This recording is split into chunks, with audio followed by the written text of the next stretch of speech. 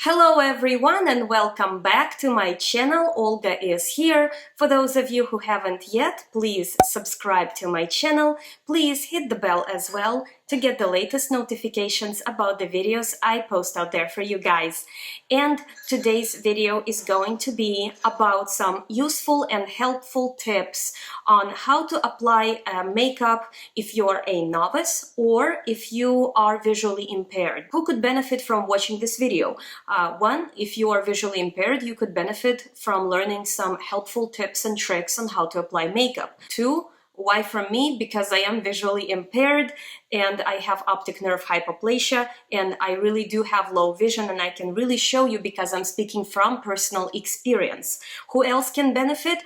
If you have had normal vision all your life, or if you had an injury to your eye, if you, God forbid, had a stroke or something happened to your eye and you lost vision in one of your eye, you might find it challenging to apply makeup. Oh, thank you so much. It's so hot under these lamps. Or if you have a loved one who used to love makeup and now has lost their vision, maybe they don't know how to adjust or adapt to be able to keep up with their skill of makeup. I have filmed this video before. That was in summer of 2017, but that was before I had my editing software, before I had my Mac, and really it was very short. I don't want to make a super lengthy video, but I kind of want to go into the details of the same points I have covered. This is what's gonna happen.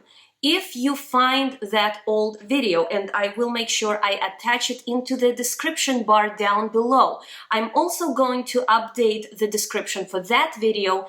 And if you have found that video and want to watch an updated version, i.e. this one, you would be able to find it in the description of that video, and I will post a public comment stating that this is an old video and please check out this video as well. I'm not going to take it down because it is history and it shows how my channel has grown and what I have learned, because I have grown, I have improved, and I will of course continue to improve. And if new techniques or something come to mind and I want to share with you guys, by all means, I will keep making these types of videos. Let's go ahead and actually jump into this video, and I'll explain to you why I have very minimal makeup on my face. I need to be really showing you these techniques, i.e. I don't really have finished eye look, I don't have any contour or anything like that, because I wanted to be able to show you these tips hands-on and not just sit down here and tell you theoretically what's going to help you if you have low vision. If you see me looking down, that means I'm looking into my notes. I have made myself a lovely note with lots of words that I have misspelled. And I am going to be looking down so I can stay on point. If I come across as a little bit serious in that video, please don't think that I'm like in a bad mood or if I'm angry. I'm actually just trying to keep it to the point and give you the most precise and accurate information that I can. And we will rock and roll through this video together. Now, lighting is very important. It's actually more important than even large mirrors or tools, because when you don't see well, the contrast is going to be your best friend. And what I mean by that is, you might have seen people using magnifying glass, right? When they are trying to read the small print. But combine that with good lighting, even if the magnifying glass doesn't have a lot of dioptries, points of magnification. But if there is good lighting provided as well, those people will report that they can see better what's printed. Now, this is what I have right here. Why I use this. If I go to the store and I'm trying to buy, for example, a makeup palette, and I want to flip in the back and I want to read the ingredients, I might not be able to see anything in the back simply because it is very small print, and even if I bring it very close to my eyes, it's not going to help me. So always having a good magnifying glass with you with the lighting in it. This one actually has the 2 AA batteries in it, and you flip the switch and the light comes on. Mine doesn't, because this is a very old, trashed, goody magnifying glass that I had for over 10 years by now, and I'm looking to replace it. The light bulb actually no longer works. I'm going to attach the link in the description bar where you can buy these. I do believe that they are available through Amazon. Hope that the camera is going to pick this up and you can see the level of the magnification that you're getting. I used to be extremely self-conscious about going in public and going to the store and trying to read the ingredients and pull out this. This used to actually really embarrass me. So far, I have moved away from that feeling, and I no longer feel that way. So if you are one of those people who feel some sort of embarrassment, or maybe you shy away from pulling something too close to your eyes to see, or pulling out your magnifying glass out of your purse, I want to reassure you to not be shy and to go ahead and use your magnifying glass. First of all, no one cares, meaning other people are not going to scold you for doing that because nobody cares. And even if they do, like if somebody stops by you, and this happened to me, and says, oh, why don't you get yourself a nice pair of glasses? These are usually the people who don't understand that some conditions cannot be corrected with eyeglasses. And also, those are the type of people that I call busybodies, meaning they do not keep to themselves, but they literally trying to interject their 5 cents without understanding that maybe a comment that seems harmless to them is kind of painful or hurtful to somebody like myself. I moved away from that kind of feeling. Like if that happened to me, I would say, oh, the glasses don't help me, I have to use magnifying glass. But years ago, this would have made me feel very hurt and upset. So if this does happen to you, just don't worry about it. Just tell them politely that this is what you have to use, and they will just move along. Like they will be out of your hair. Once they satisfy their curiosity, they're gone. Don't be shy. If you have to read some kind of description of makeup product, if you have to see which ingredients go into it, take out your magnifier. And it actually might be even helpful for somebody with normal vision, because these days the companies are trying to literally cramp so much onto the back of the packaging that even with like my husband, who has normal vision, has trouble seeing that and has to use sometimes my magnifying glass. Now that that's out of the way, I'm going to go ahead and go into these tips. Large mirror is going to be a really good friend of yours. You want to use a mirror, something like that. You've seen them in places like Ross, Marshall's, discount stores. Bed Bath & Beyond has really great selection of these round mirrors with the lights around them, kind of like your vanity lighting. Don't really have that mirror. I used to. I got mine at the garage sale, and I literally was so happy about that because I only paid $5 for it, but the lights did burn out, and I don't feel bad because I only paid $5. But these mirrors can be pretty pricey, so you might want to look into getting them at the discount stores. So that is going to really help you. Not so much the larger size, but the contrast and the lighting. Invest in some short-handled brushes. These are by the company called Inglot. They are Polish makeup brand. They have been around for many years, many moons, many years, since 1960s. And this is like a travel size type of brush kit that has very short handles. I'm going to show you what these puppies look like. And you can see that if you need to go to very close to the mirror, I will try to demonstrate what I'm talking about. So let's say, let me just grab another brush. So let me show you an example. This is the brush from Sephora. This is their blending brush. You see how long this stem is. And then I'm going to show you this brush right here, the Inglot. You see how short that is. Why this is important? I'll explain. Let's say you are sitting in front of your mirror and you need to get really up close and personal in order to do your eye makeup. For instance, I do, because literally I see on this eye I have 20/80, and on this eye it's like 2400. So I really need to get up close and personal. So if I were to try to do that with something like this, watch what's going to happen. You see, I cannot go any closer because it's in the way. And if I need to go closer like this stem, this handle is in the way, so I can't. I'm really limited by that space. But if I switch over to this brush, I can really get closer, and this distance, shortens, and that allows me to see better, to blend my makeup. I can get close like this, I can get close like this. I can flip the mirror to check my work where my face is smaller. I can flip the mirror again, make it larger, and actually really get working on blending my eyeshadow. And that's why these puppies are so good, because their handles are short. Don't hurry. A lot of times when I was trying to apply makeup for the very first time, before I had any clue what I was doing, I was clueless.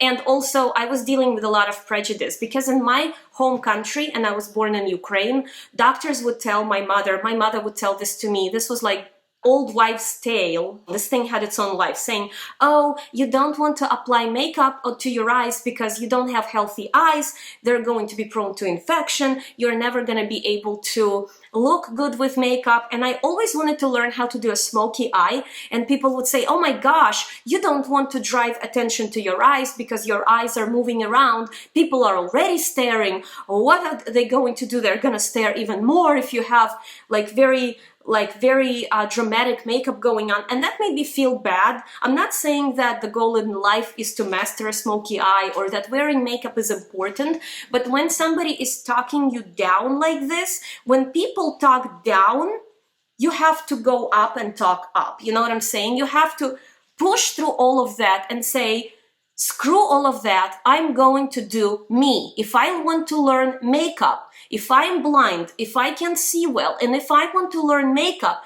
screw all of these people who are giving me negative information, negative vibes. I'm going to, in spite of all of this negativity, push it all away and learn makeup. And if this is happening in your life right now, listen very carefully. If somebody out there is giving you this kind of very negative, kind of empathetic or pitifying information, do not listen. I'm telling you, do not listen. I allow you not to listen, because some people think that they're giving you an advice, and in fact they're hurting you, because this was extremely hurting to hear when I was 14, to have oh honey, you don't need to wear makeup because it will never look good on yours. Listen to this garbage. You don't want to listen to that. So I allow you to do makeup. Makeup is not going to make your eyes sick. No, it's not. Now, what might happen is if you don't sanitize your brushes, if you're careless and you throw your beauty blender on the floor, things like that, that might happen. But it would happen to anybody with healthy eyesight. Anybody can get a pink eye, conjunctivitis infection, anything like that. It has nothing to do with being born blind. If you disinfect your brushes, if you sanitize your makeup, everything is going to be just fine. Short-handled brushes, very important. Invest into that. Once you've gotten better, a little bit more comfortable with makeup, and you kind of see the style of makeup that you want to be applying, what your needs are, and they don't have to be today's trend. If you don't want to do a cut crease, by all means, you don't have to. Part of the beauty about makeup is that it's supposed to help you express individuality. And it's really allowing us to show the world what is it that we want the world to see about us. If you want to wear a crimson red lipstick, but no cut creases on your eyes, by all means. You do you know what I mean? You rock and roll, girl, boy. It doesn't have to be a specific look. If you want to, however, master cut creases and all of those things, that's gonna come with practice and time, regardless of how well or poor you see. Because a lot of times what happens to me would be, if I'm doing something for the first time, say I wanted to do a cut crease and I had never done it before, a lot of times it would not turn out good. And my first place where I used to go, negative space, it would be, oh, that's because I don't see well. I'm sure people with good eyesight would do such a better job. This is faulty thinking. People with good eyesight who have never done a cut crease or a smoky eye would not have a clue how to do that, and also probably would screw up. But because I have this engraved in me, oh, I have poor eyesight, I will not do well because I'm not it's because of my eyes. It's kind of like a default thinking, and it's a faulty thinking. I don't think like that anymore, because I know that that's kind of a stink talk and faulty thinking. Practice makes perfect. It's a learning curve. It's a learning experience.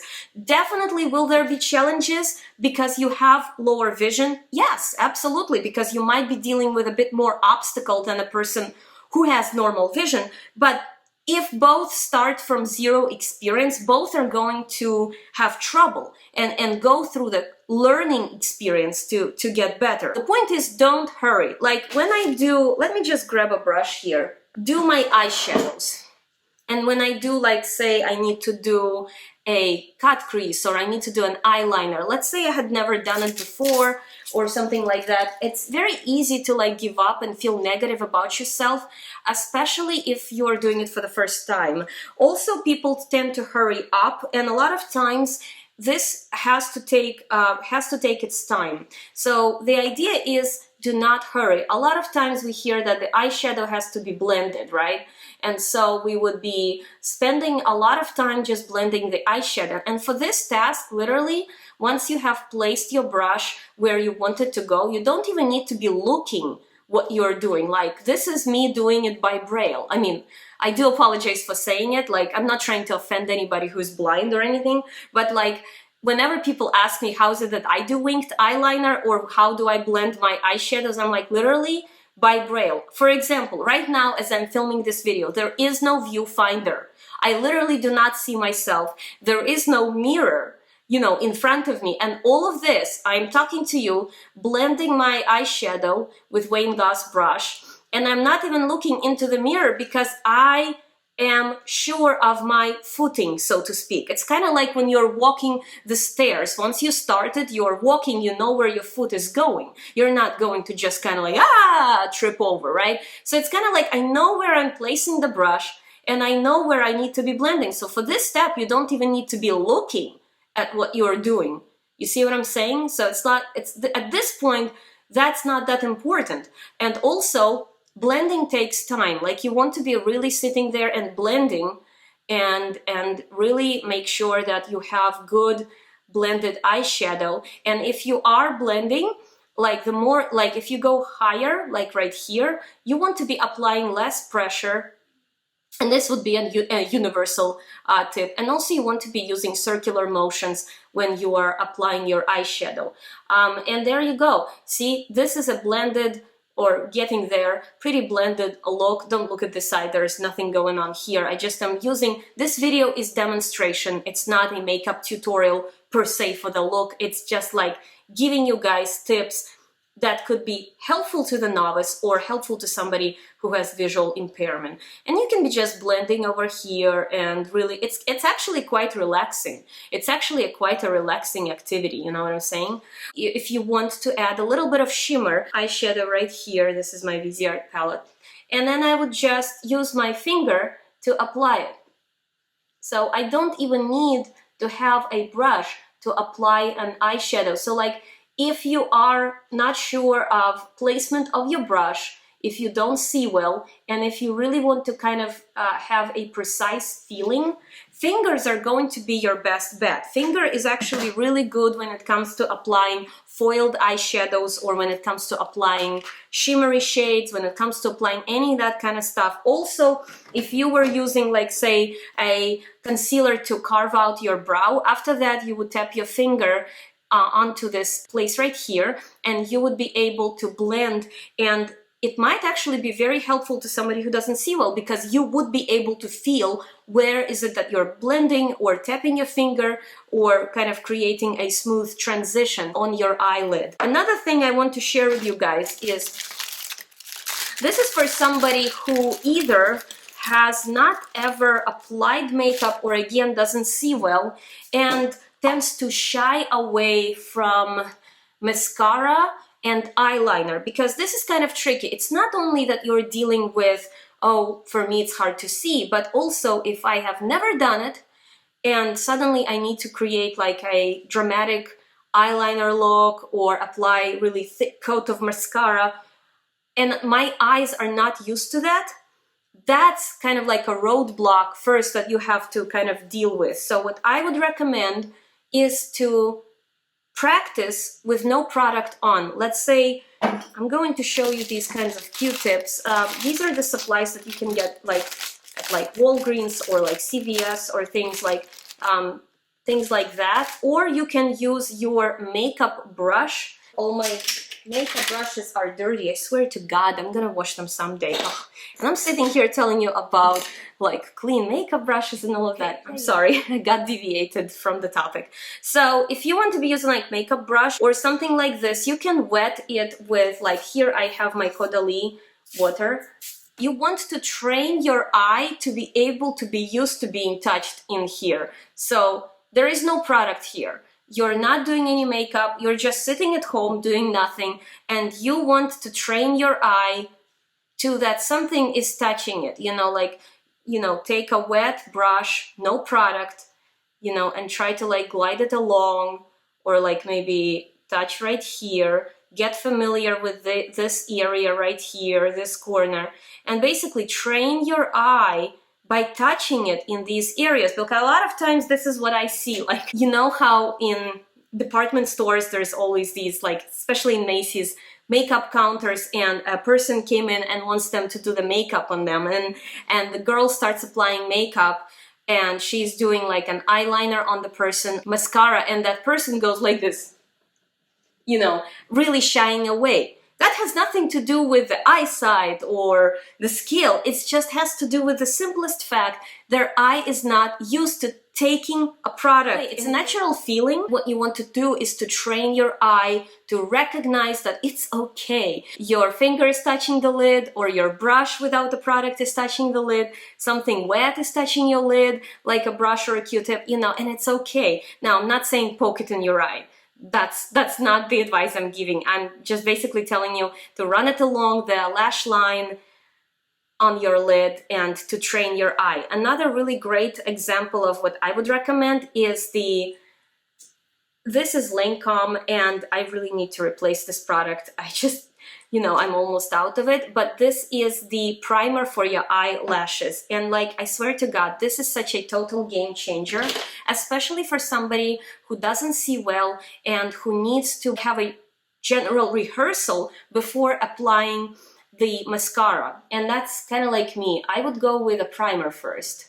And if you have trouble either looking up or looking down, like for instance, I have nystagmus, which is the involuntary movement of my eyes, and sometimes it's kind of hard for me to do this. You can either like put the brush into like one position and blink around the brush with your eyelashes, or you can really take your time and like really do not go fast. And take breaks. Like if you have done your upper eyelashes and you need to take a break because it's getting tiresome for your eyes, frustrating for your eyes, take a break. Also, if you start noticing, and this is the tip I actually learned from Jeffree Star, if you start noticing that your eyes are watery, all of a sudden when you're doing your mascara, then tilt your head back. You don't want to be tilting down, since like if you have all of this makeup going on, you don't want your tears to like running down and creating streaks. So tilt your head back and kind of remember to breathe, and the tears will kind of go back into your whatever nasal passages, sinuses. This is kind of like for me like a grand rehearsal before I apply mascara. Having like an eyelash primer really helps me. It's almost like training my hand, my eyelashes, my eyes, basically telling my eyes, okay, we're going to go in with mascara. Chill out. It's gonna be just fine. Go for a thinner wand. Look at this wand. Do not go for giant wands. If you don't see well, if you already are struggling with applying mascara and you're struggling with the application, oops, and that's what happened just now. You want to go light. Now, if something like this happened where I jammed my eye, just have clean Q-tips on hand and gently wipe away the product. So if that does happen, I used to think that that's like a crisis, like, oh my gosh, I just smudged mascara all over my eye. It's okay, you can just use a Q-tip and collect it. Also, if you put loose powder under your eye and that happened, that Q-tip, the loose powder, would help you collect that product that got smudged on your lower eyelid, clean up and move on, you know, so it's not a crisis. Another tip I wanted to give you guys, if one of your eyes doesn't see, like for instance, I don't really see out of my right eye, I see mostly out of my left eye. For me, it's kind of like hard to do something fancy like this. Sometimes I do it, sometimes I don't. Or like try to use this hand to do either mascara or eyeliner. So I do switch into my left hand. So the theory behind this is that I don't want to be obscuring my vision, because the only eye I see out of is the left eye. And if I'm working on the left eye to apply makeup, but at the same time I need to be using the left eye to see because the right eye can't help me, I do not want to obscure my vision with this hand trying to do makeup. You see what I'm saying? I cannot train my right eye to see. That ain't gonna happen until some miracle happens in science and they either give me a new eye, give me a new optic nerve. We are not there yet. Hopefully we'll be there in maybe 5 or 10 years. I can train my left hand. So instead of doing makeup with this hand, bringing it over here, obscuring my visual field, so you want to be able to train your other hand to do the work for you so that you do not obscure your vision in the eye that you're working on. I hope it makes sense. I mean, I just got myself all confused with all of this, but it totally makes sense to me. So let me know in the comments if it makes sense to you guys. If you have some more questions for me on applying certain other things, or if I didn't cover something and you feel like certain point got missed, I am only a human being. Even though I like to say that I'm from Mars. Do sound off in the comments down below as well, and I will make sure to cover that point in a follow-up video. So with all of that said, guys, I hope that this is educational, informative. I hope that it was fun. I am sorry if I come off as somewhat serious and sometimes I forget to smile. I'm trying to work on that. I'm trying to improve that. I will see you all in my next video, guys. Please give this video a thumbs up and don't forget to subscribe to my channel. I love you. Bye.